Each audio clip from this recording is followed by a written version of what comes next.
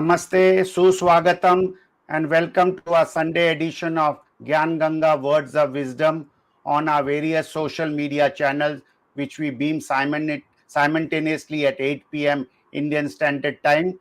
Today, we have an important discussion on a very subject, the plight of Hindus in Bangladesh and India's policy. And next 45 minutes, Dr. Subramanian Swamy and the team will be discussing this very important issue.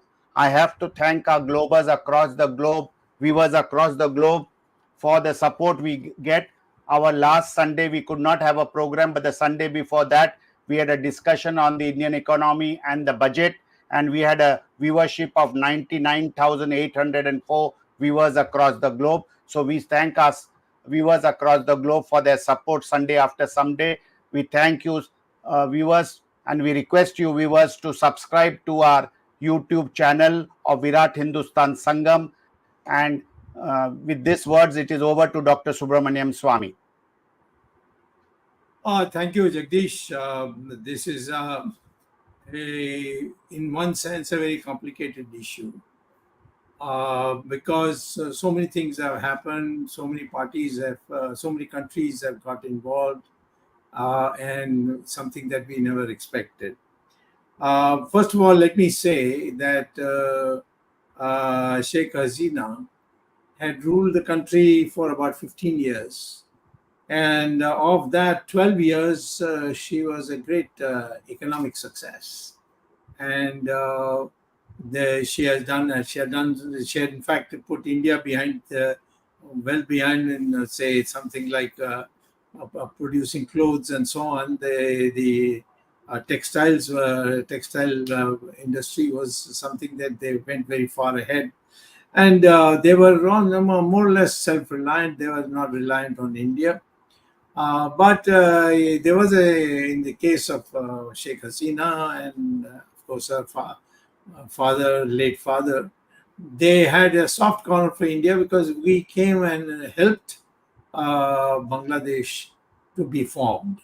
The Indian army had gone and separated East Pakistan, and that became Bangladesh. So there was this strong feeling in favor of India, and that is something which rankled many countries in the world, particularly those who were against India. I'll come back to that a little later. But the Islamic rigid movements, the rigid society, the rigid parties, all these, they decided to step up the thing as Hindu versus Muslim, which was never there in East Pakistan and then later on in Bangladesh. So this was a created issue, and that created issue is what has been the foundation of what has happened. I would say that in the last 3, 4, 5 years, maybe not more than 5, but certainly more than 3, Hasina had become a sort of perceived as a person who is dependent on India for her internal security, and that false impression, unfortunately, fueled the thing, and then her economics began to falter. The real cause of the rise of the youth in Bangladesh was entirely due to the failure of economics. I mean, literally, the economic policies being followed somehow didn't click as used to click before. There were other factors also. Corona had a big impact on many of the things that were damaged. For instance, the textiles got damaged in the textile exports got damaged. So I would say that the unemployment that created, and therefore the youth began to feel that. And that's basically the fodder on which some forces have been active.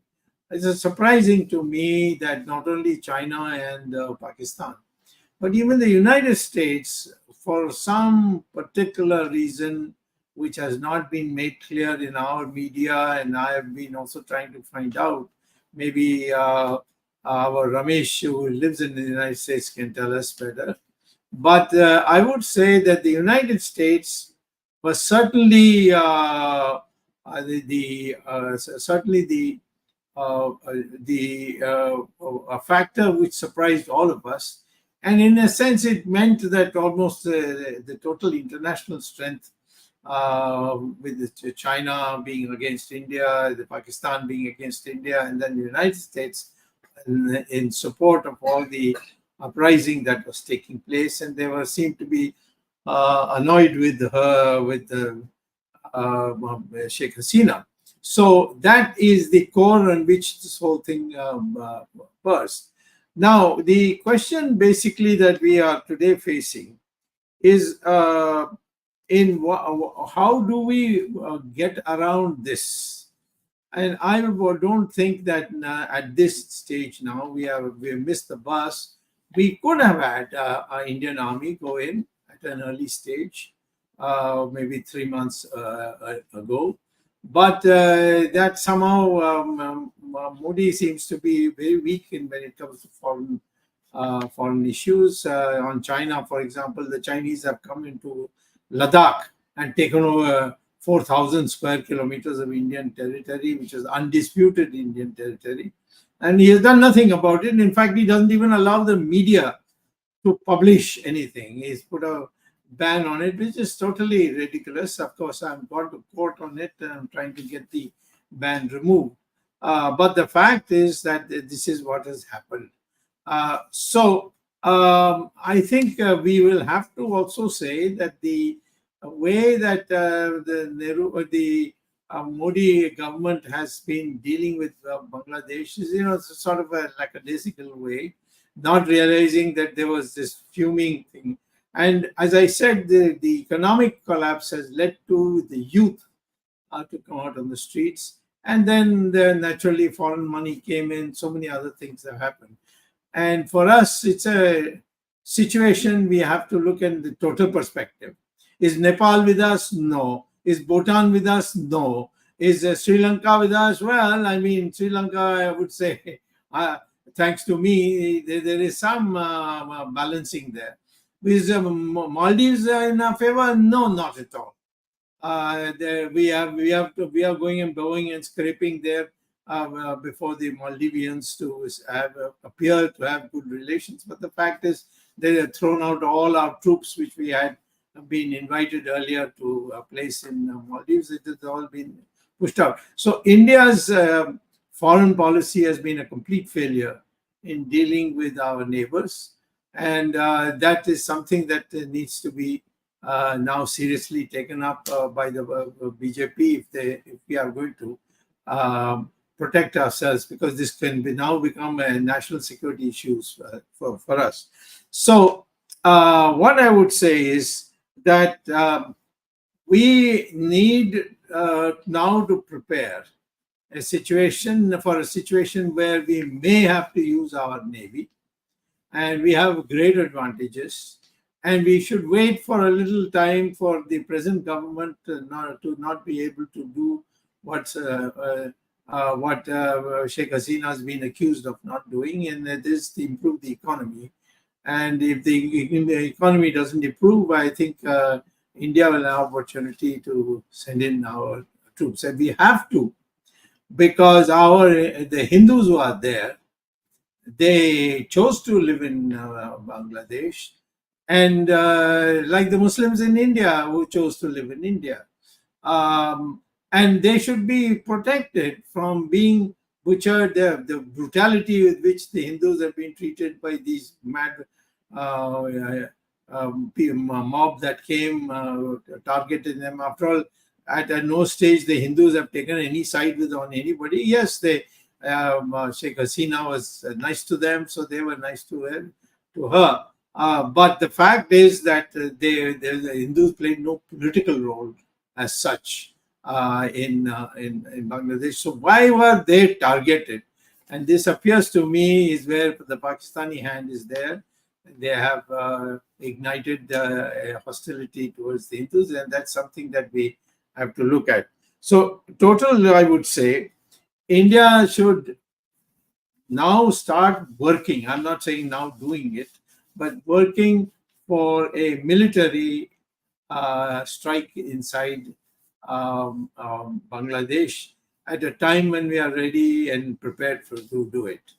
We seem to be running away from everywhere. China has come in, we have not used our military. In fact, the Chinese said, get back, and got back. We moved back, and the Chinese have occupied 4,000 square kilometers they have taken, which is undisputed territory, belong to India. They have taken it. And so my view is that on the moral issue, on the moral plane, we have to do something first. And I think that Sheikh Hasina should go back to Bangladesh. I'm sure that the government of Bangladesh and the whole international world would not like to see Sheikh Hasina to be butchered or killed, murdered, whatever. She will probably be put in jail if after the normalization of the government takes place. After that, if she goes with Indian support and Indian making it clear that this is something which in the national interest as well as in human rights question, she should be allowed to be back to her own home. And if she goes to jail, from jail she will become a force. I don't know how long, it may be not very long, I think, given the circumstances. But her opponent, who was the earlier on the president of Bangladesh, she was in jail for 15 years, and that's a very sad thing. She's also in bad health now. But I think overall, we have a very complicated situation. Concluding, I would say, what should India do? Well, India has missed the bus for the time being. India should mass troops in the three areas where the Bangladesh border is. There are three parts to it: one in the northern Bangladesh, one in the eastern Bangladesh with India, and the western Bangladesh with the northeast of India. So India should now move to troops there, and the terrain is ours. I don't think anybody can challenge us there, and have it ready on the border. And then she should go in there, and with the help of the United Nations, we should create an atmosphere where she's allowed to come back to her country. And if they put her in jail, they better have some, the charge sheet should be very clear, and we should provide her with all the legal support that we can. And then over a period of time, as the government which has taken over fails to economically improve, which I think they will be, because none of them have a clue of an idea of what needs to be done to the economy. That is the time India should react. But for that, we need a strong leadership in our own country. Presently, with the way Modi has behaved with all the countries which have been taunting us is very, very sad. Even Maldives has told India where to get off. China, of course, has eaten parts of India which are undisputed parts of undisputed Indian territory. They have gotten. Similarly, Pakistan is sitting on Kashmir. So, I mean, we are really basically a situation where we, as 1.4 billion people and GDP, which is third largest in the world, should be in this kind of a situation where we have no clear. Because the kind of people who are today in office, along with Narendra Modi, in the foreign ministry, in the defense ministry, and all that, they are not people who are in a mood to be aggressive in defending our national interest. So that's the biggest take out of what has happened in Bangladesh. We have suddenly been shown that we are an important lot. We can't defend our interests. This has to change. Within our own country also, we need to have people who speak very strongly for restoring Bangladesh to democracy. And to protect the Hindus, we could go to any extent from India, because they are being targeted as Hindus. They are not being targeted as people who are belonging to one party or the other. They're being targeted as Hindus. And if India cannot defend the Hindus, who can defend it? And then no government deserves to be in power if it is not ready to defend the Hindus in any part of the world, but particularly which are on the border of India. Over to you, Jagdish. Thank you, Dr. Swamy, for those opening remarks and your insight on the Bangladesh issue. Dr. Swamy, I want to know, when periodically or from the time India got its freedom and freedom from British rule and East Pakistan was created, the Hindu population has been going down. Somewhere it was about 22%, if I'm not mistaken. We did show on our screen the chart, but now it is hovering between 7.5% to about 8%. Can't India think of a long-term policy of these minorities who are minorities in Bangladesh, how to see that they are not driven out or they are protected? Can't India, as a big country around this region, think of protecting these Hindus in this region? It can't be done by going to the United Nations. It can't be done by writing letters to the Bangladesh government, for example. It has to be a demonstration where we impact the Bangladeshis to know that if India gets angry, then there's nothing to stop them. I give you an example. Look at the map of Bangladesh. The northern part has a little piece which looks like the head of somebody, and from one part of that is Bengal to Assam, if you were to draw a straight line, that head part will become part, get cut off from the Bangladesh government's control. And that, if you take, it will be a huge benefit for India in terms of at the moment we have to go around that, which means the thin piece between Bangladesh and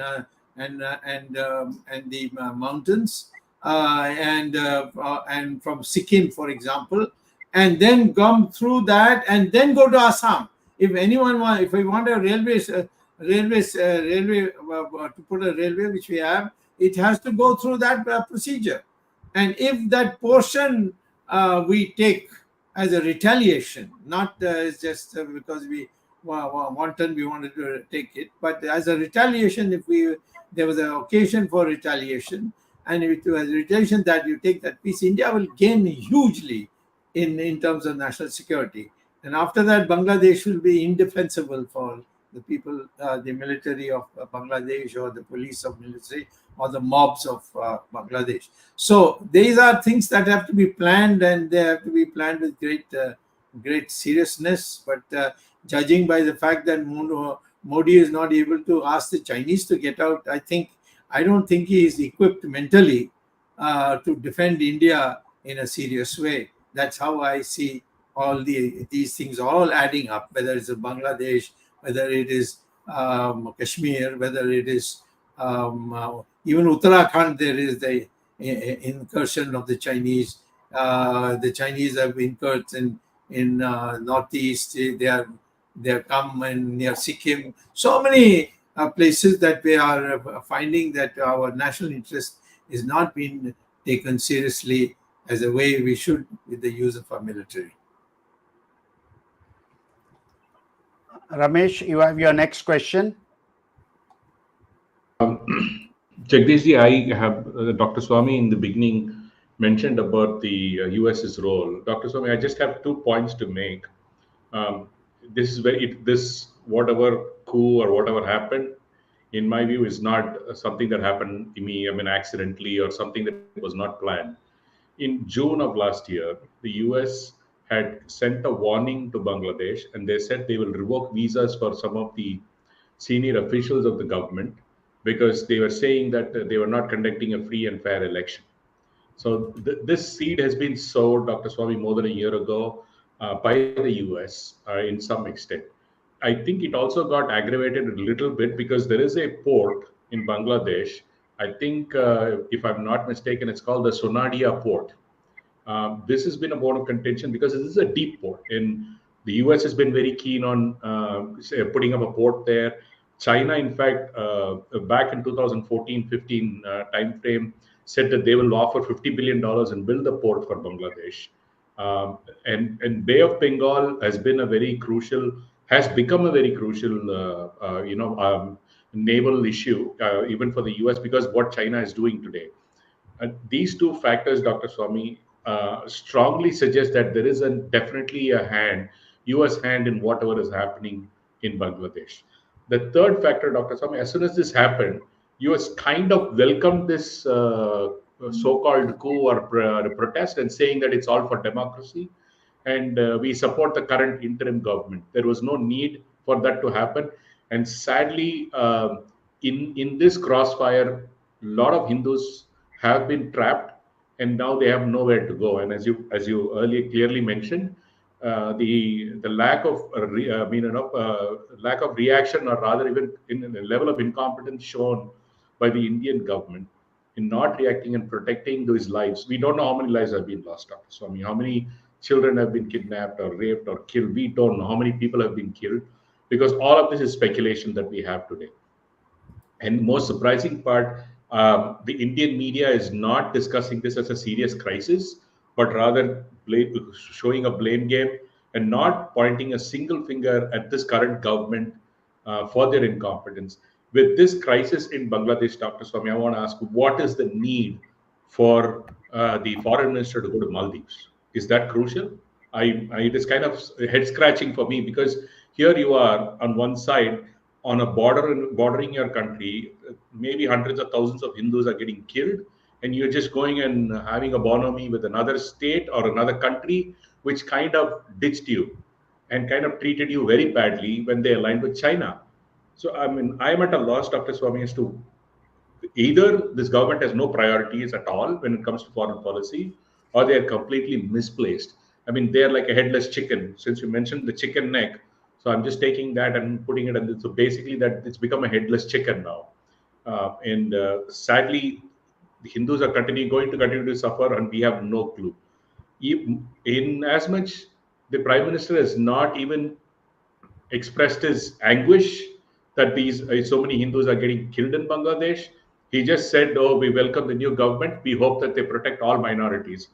It's such an insipid statement, Dr. Swamy. This is just crazy that it could be. I mean, they are your former people. They are Hindus.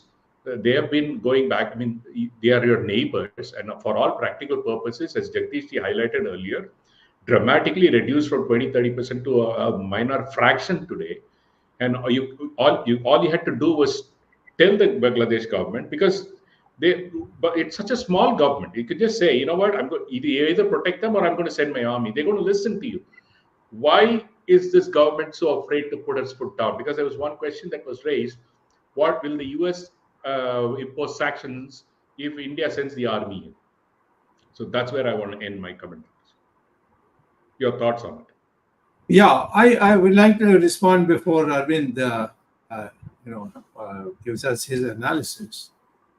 See, first of all, if the Hindus are attacked, I think no Indian government should just give speeches or express agony and so on. They should do something specific. As I gave you the example, cut off the what you call as the chicken neck. That's very easy to do. Just go across. It's a one single line, and that the whole thing can be chopped off and be made part of India. Or you do some other way, but you can't convince a mob that by arguments. They have picked on the Hindus for no reason at all. The Hindus were not involved in the whether Sheikh Hasina should be the president of the Bangladesh or not. It was the Muslims of Bangladesh, the Bengali Muslims, who decided these things. And a group now thinks that this is the time to go after the Hindus. That's ridiculous. That's because the feeling that India will do nothing. That feeling has to go. And this is just on our border. I'm not talking about going to Vietnam, or I'm not talking about going to some faraway country Indonesia. to save your national interests. I'm talking about saving your own people who are there. And Bangladesh was a part of it was created by India. It was not created by the Muslims of Pakistan or Muslims of the then undivided Pakistan. The Indian troops, when Indian troops died, Indian troops liberated, Indian troops gave 1 crore Bangladeshis to stay in India in sanctuary when they came running out from there. And this same set of people lacking any sense of to recognize this thing that we have done for them, and instead of that they are falling upon defenseless Hindus. I think this, we cannot watch this. It's too much. Narendra Modi has been watching this everywhere. He has been watching with China in Ladakh, with Mauritius. The Maldives. islands, Maldives. Maldives. Maldives. Maldives, yes, Maldives. He has been doing it. Only thing that has been relatively successful is Sri Lanka, but the Sri Lanka government of India did nothing. It was Rajapaksa and myself who sat together and worked out a way by which the sanity could be preserved. So therefore, I would say today, what the Indian people should do, instead of saying what should the Bangladeshis do and what should the Hindus do, only thing that has to be decided is Parliament asks Mr. Modi, do you have a plan or you don't have a plan? And if you have a plan, we don't mind if it takes 6 months or 1 year, but tell us what is the plan, what are you going to do? That even our opposition is not doing. Why is the opposition being so pussyfooting on this issue? They should have said the Hindus are being butchered, and they are being selected and butchered, raped. All that horrible things are happening because they are Hindus. Yeah, I mean, what wrong have these Hindus done? So therefore, I think the whole focus, everything now is on Modi. Either you perform or get out. Sorry, Dr. Swamy. Yeah, Arvind, you want to ask your next question before I take some questions of the viewers? Before I go into the issue of one part of the issue of the plight of Hindus in Bangladesh, let me tell you, I have maintained for some time that Bangladesh has been target of some Western developed countries for quite some time now. And it is because of the great economic progress. In fact, the economic progress of Bangladesh in the last 15-20 years, Sheikh Hasina was there for 15 years. During this period, Bangladesh has progressed from a poor country, much poorer than India in terms of per capita income. They have crossed the per capita income of India. They have become the 35th largest economy in the world. And in PPP terms, they are 25th. And therefore, they have been target of this developed world, how to stop Bangladesh from progression. In fact, even in last 10 years, the compound annual growth rate of Bangladesh has been highest in Asia, higher than China, higher than India. And therefore, this part of the jealousy because of this progress. Now, I'm not going into whether China played a role into this violence or US played a role into the violence. But the issue is the economic progress which Bangladesh has made, but it was a target. And this target is because the Muslims in Bangladesh are not grateful to India. Dr. Swamy, you mentioned just now in 1971 when Bangladesh was created in the war from Pakistan, uh, uh, Hindus sacrificed. Large number of Hindus sacrificed their lives in the 1971 war, and they should be grateful for Indian Hindus. Of course, when we say Indian Army, I should not divide Indian Army into Hindus and Muslims. Both Hindus and Muslims and all religious people participated in the war, but a large number of Hindus sacrificed.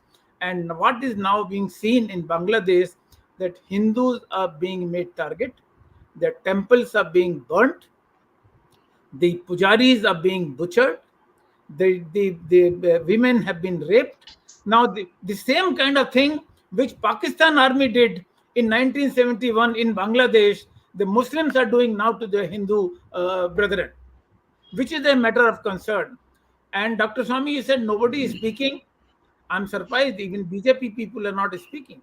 Baba Ramdev has spoken, you have spoken, and surprisingly, only one person in BJP who has raised his voice, and that is Adityanath Yogi.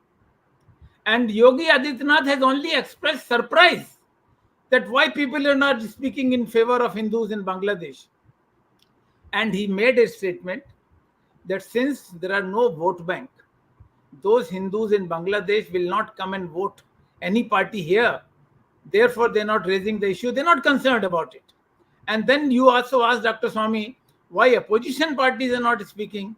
Opposition parties are not speaking because they think that by raising the issue of Hindus, victimization of Hindus, they will annoy Muslims.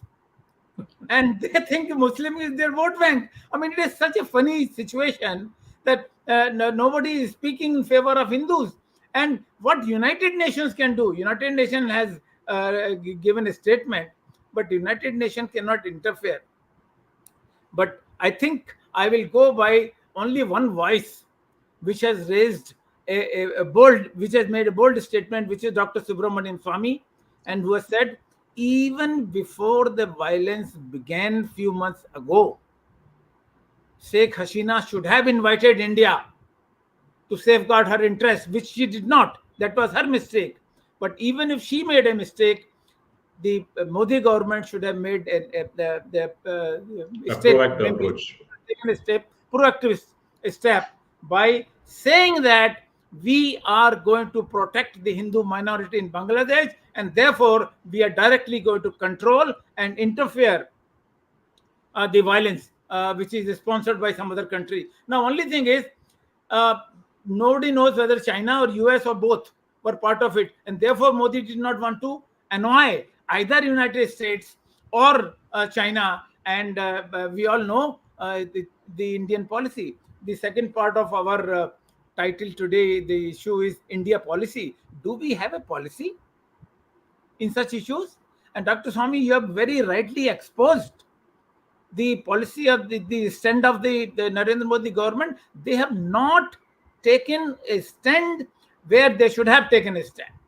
And this is what my observation is, that Modi should have acted 3 months ago when the violence and there were symptoms, indications that Hasina government will be attacked, and Modi should have taken a proactive statement and gone. And even now, it is not too late.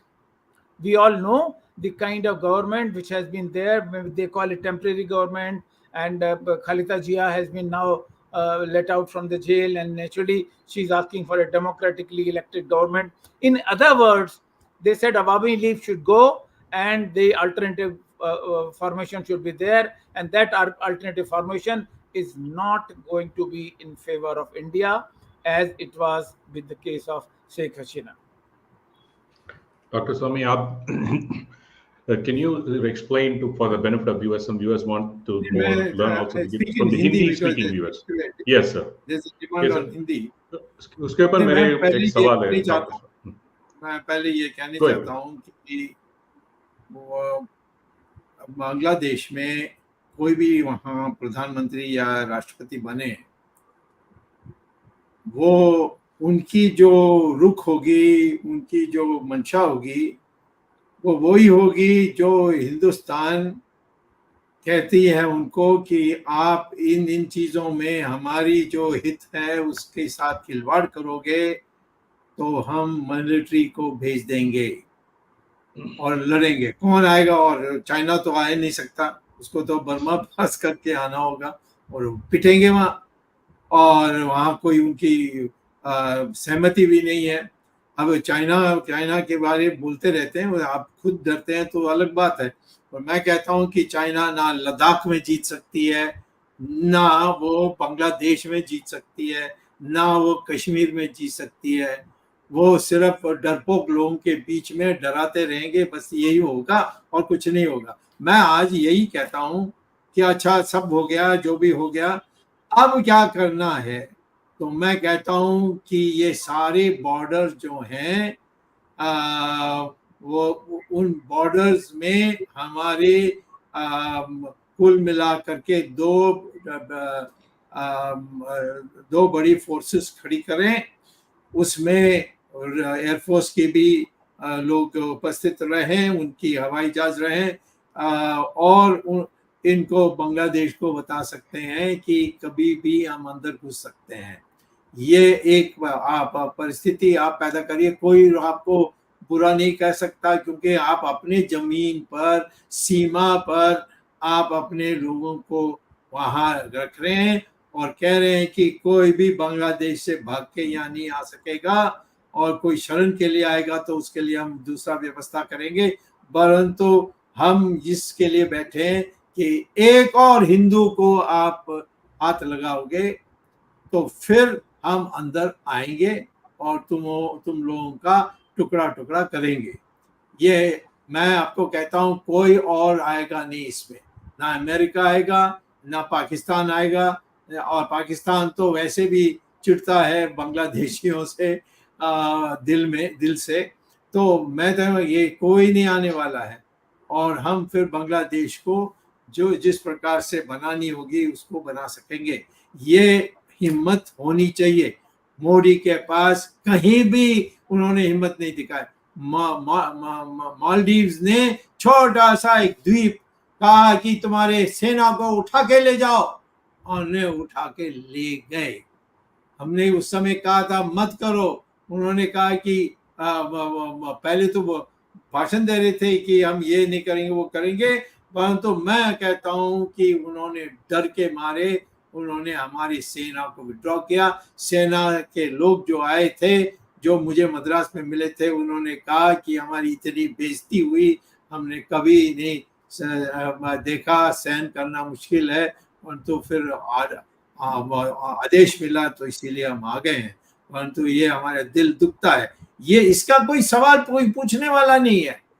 मैं यही कहता हूं कि China ने 4,000 square kilometre आपकी जमीन हड़प कर ली, जिसमें निर्विवादित थी, उसको आकर अंदर घुस के बैठ गए हैं। अब कोई नहीं उठा रहा है, और यहाँ सेंसरशिप लगा दी, और हमारे अखबार वाले भी डरे हुए हैं। तो ये है बीमारी है हमारे देश में नरेंद्र मोदी की नेतृत्व की। उस बीमारी से हमें मुक्त होना चाहिए, ये मैं कहना चाहूँ। Dr. Swamy, एक सवाल है। there are 2-3 questions. Dr. Swamy, there are 2-3 questions for viewers. Jagdish ji, if you don't mind, can I ask one question? Yes. Yeah. Yes. Doctor Swami, बहुत सारे लोग कहते हैं कि मोदी के साथ ये मेजॉरिटी नहीं है, बहुमत नहीं है, क्योंकि ये गठबंधन का कुछ, it is an coalition government. Is that a good enough reason for this inaction by this government, Dr. Swamy? जो बनी है गठबंधन, वो इसीलिए बनी क्योंकि पिछले 5 साल में ये नपुंसकता जो हमने दिखाई, उसमें लोगों ने वोट देना बंद कर दिया। और मैं कहता हूं कि आज तुम ठंडे बैठे रहोगे तो अगला अभी 3 इलेक्शंस आ रहे हैं। महाराष्ट्र एक मेरे ख्याल में हरियाणा और एक ईस्ट में भी है, एक है। ये 3 जगहों में हो रही है, तीनों को हारेंगे। दिल्ली भी आएगा और दिल्ली आएगा, दिल्ली में भी हारेंगे।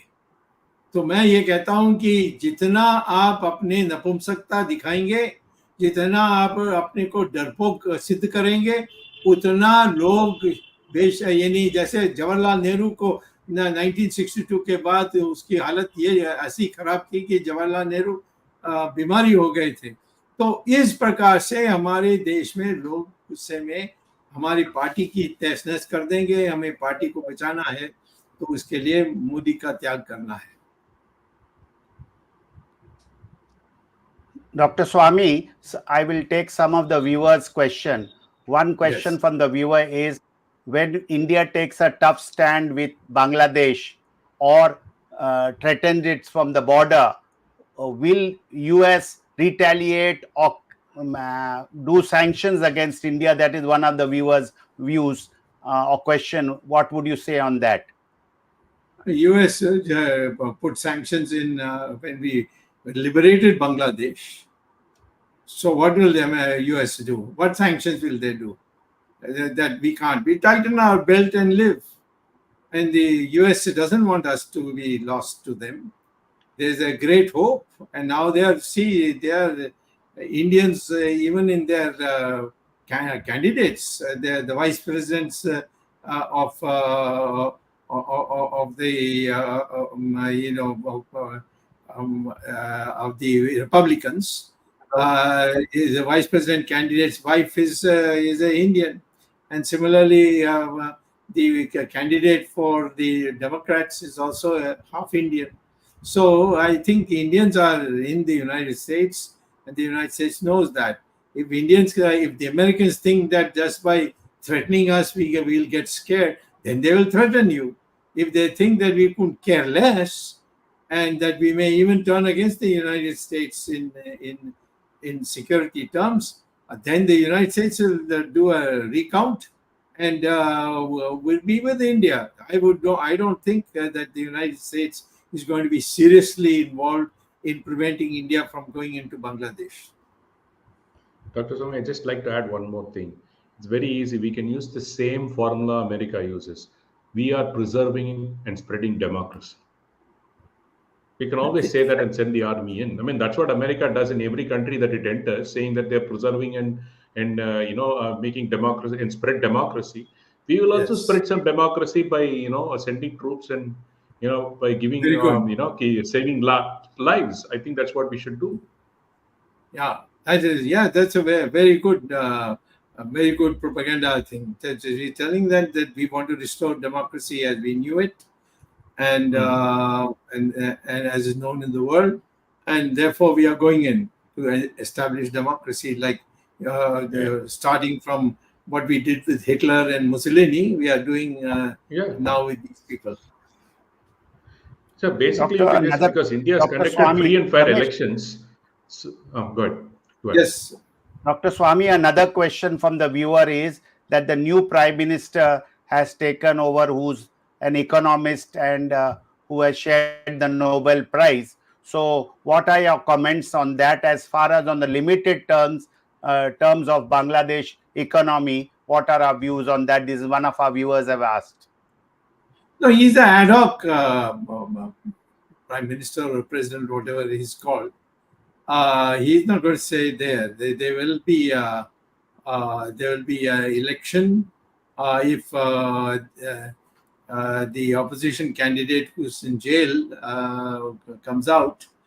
She will be the leader, and they'll probably hold elections again. It's not a situation where somebody who's a Nobel laureate is planted. That's because if he's planted at this moment, there'll be no fight. Nobody will say that I've lost my position, because everybody knows that he's not a politician and he's not going to last long. So I don't think that we should take that. We must now think of the question of either restoring their old parliament, which Hasina had won, and with or without Hasina, or we can have fresh elections and decide who should come. Moreover, he Okay, is only Ramesh. in advisory role. He's not Yeah, really that's right. executive role. He's not formally been made as a parliament member or selected by the parliament. Yes, that's correct. And we almost know that he has been chosen because Sheikh Hasina was against him, and he has been accused of swindling a lot of money in the name of the Grameen Bank that he has started. Yes, And yes, for Grameen Bank concept only, he got the Nobel Economics Prize. yes. Dr. Well, Swamy, another viewer wants to yes. know why across the globe, where Muslims are in a majority, why does democracy doesn't work successfully? Why Muslims having a majority in any country, democracy is hardly efficiently working in those countries? Is Islam and democracy contradictory to one another? Well, let me make a general comment. I would say that any theology which says my way or the highway, which Islam does, which means that if you are not a Muslim in a Muslim country, then you're likely to be reduced to tankhaya, which means a servant, or your head is cut off. It's there in the Quran. It's there in their the hadith and all their books where it's very explicitly stated, and we have seen it happen. So that is the ideology. So I don't think they have made any secret about it. The only issue is that they have three. The Muslims believe in three states. One is the Darul Islam, where the Muslims are in power, and there's no room for anybody except for menial work of another religion. Then there is Darul Harab, where the Muslims are in sufficient number, like 15%, 20%. And their job there is to go on creating situations by which more and more people join Muslims or become Muslims till it becomes a Muslim majority. This is what the theology I'm talking about. And thirdly is the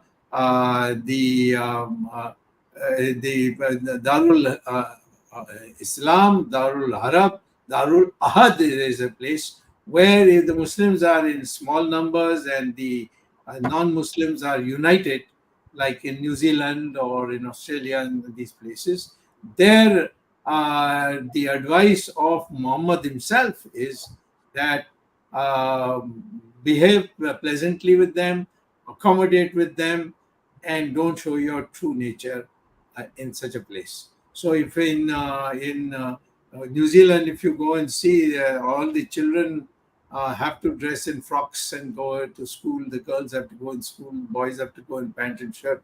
And no one is, they don't, there's no way anyone can say, I want to live the Muslim way of life. So that's Darul Ahad. And so the Muslims are very clear. The people who are not clear is we people. We are totally confused and we get mixed up with a whole lot of things. Should I be very clear that if you believe in democracy, then we will be democratic with you. If you don't believe in democracy, you can't enjoy the benefits of democracy and still believe that democracy should go. That is our weakness, not their weakness. Dr. Swamy, there one more piece. Surprisingly, US has not said anything about the democracy getting destroyed in Pakistan, but they're more concerned about democracy in Bangladesh, Dr. Swamy. It's very ironic that the US has not commented anything about what's happening in Pakistan, but they're more concerned about something that when an election had happened. It is pretty surprising, and all these points very clearly, Dr. Swamy. This has been in the works for more than a year. In fact, even Sheikh Hasina herself said, even in April of last year, saying that the US is working against us. Well, see, the question of what the United States does its own interest, and they can say what they want, and we don't have to we must deal with our policy with the Americas on a bilateral. And we are a democratic country. No American in his sane mind who can say that we are not a democracy, or tell us what is real democracy. We know what real democracy. We are practicing it, and so what the United States does elsewhere, I don't think I'm not in a situation where I think we should be anti-United States. We just can tell them, mind your bloody business. That is the language they will understand, and they will probably mind their business if you are stiff enough to do it or execute it. So United States is all said and done as a democratic country. They have large number of Indians who are there in very high places and been prospering there, and we would like to have continuous relations with the United States. If they are misbehaving somewhere else, well, if we run into a conflict with them, yes, then we can take a stand. But if we are not running into a conflict with them, it's the local population which has to deal with this question. Doctor, one last question from one of the viewers. What is the biggest threat to India over this unrest? What is the biggest threat of?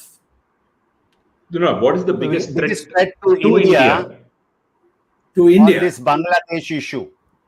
No, you see, then already we have a problem. The people are all infiltrating into India.